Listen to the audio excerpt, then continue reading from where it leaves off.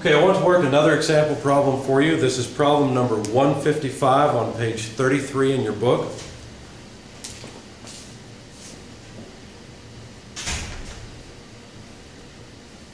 And I'll read it to you from the beginning. A glass tube is attached to a water pipe as shown in figure P1-55. So if you have your book open, go ahead and turn to page 33. And you can see the figure over in the lower right-hand corner of the page. If the water pressure at the bottom of the tube is 115 kilopascals and the local atmospheric pressure is 92 kilopascals, determine how high the water will rise in the tube in meters. Assume g, the acceleration of gravity, is 9.8 meters per second squared at that location, and take the density of water to be 1,000 kilograms per cubic meter. Now there's already a figure drawn in the book, but I recommend that you draw your own figure. It helps get your brain in here and understand the problem. So here's the bottom of the pipe, and then at the top of the pipe there is a tube attached. We don't know how far up that tube goes in total. We assume it's high enough that the water won't leak out and the water will be able to go up in the tube and just stay there, not overflow the edges. Now the question is, how high will the water go? This is really what we're trying to find. Now, if you think about it, the fact that the pressure at this point is 115 kilopascals, and the fact that the atmospheric pressure, which is the pressure at this point, is 90, what did they say, 92 kilopascals. Those two facts together tell you that the pressure must decrease as you move up in this fluid, which makes sense. We already know that. We know from the equation, I'll give you the form that I like, delta P equals negative rho G delta H. We know that since we're moving down in a fluid, the pressure should increase. So it makes sense that the pressure would be lower here and higher here. And that should relate to the height of this column at this point in the equation. So really, since the height of the column is what we're interested in, let's solve for it and see what we've got. Now I'm going to give these points numbers. This is point number 1, and this is point number 2. Okay? Now I'm not going off of my solution at the moment, so what I have on the paper may look a little different than what's in this video, but it's all the same thing. So delta H, what is delta H? Well, let me expand this equation just a little bit to make it clear. It doesn't matter if I take the pressure at 2 less the pressure at 1, or the pressure at 1 less the pressure at 2. As long as I take the differences in the 2 points in the same order. That's all that really matters. So I'm going to arbitrarily take P2 less P1.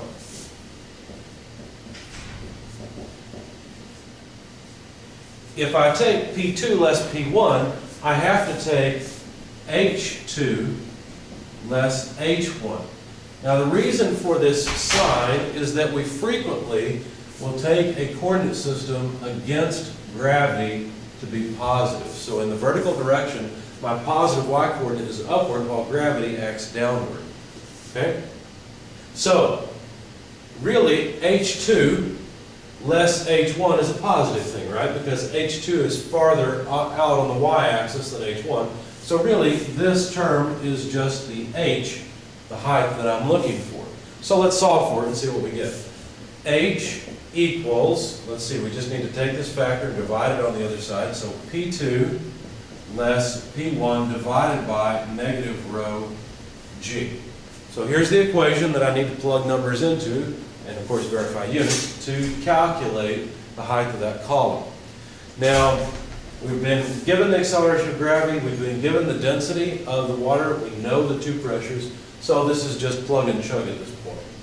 All right, so continuing, the height would be equal to P2, which is here, 92 kilopascals, less P1, which is here, 115 kilopascals.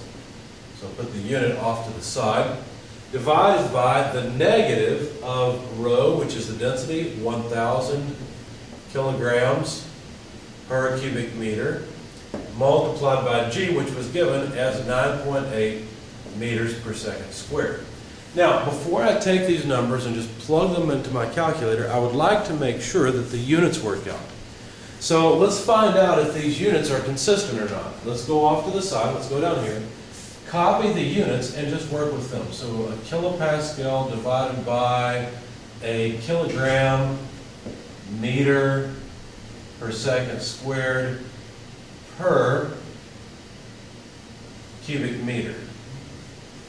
Now I wrote it this way because a kilogram meter per second squared is just a newton. We have to be careful here because a kilopascal is not just a newton per meter squared. In fact, a kilopascal is 1,000 newtons per meter squared. There's this extra K or 1,000 in the equation, in the units, I mean. Now the newtons obviously cancel, and you notice that we have meters cubed in the denominator of the denominator. So what will end up happening is that we take this, invert, and multiply, so it will be multiplied by cubic meters over 1. That takes care of this bit. Okay? And what we have then is simply kilometers. Those are the units of the height. But I don't want kilometers. I would prefer to have meters. So what I need to do is add a conversion factor to go from kilometers to meters. So this will take care of the fact that the height was coming out in kilometers. Now if you plug all this in your calculator, you'll find that the height is 2.347 meters, and there's our answer. That's about 6 feet or so. That's how high the water would rise in a tube. So the tube had better be at least 6 feet long, or preferably a little more, so the water doesn't spill out over the edge. Because if the water starts spilling out over the edge, it's going to continue to do so, because there's enough pressure to push it out of the top of the pipe.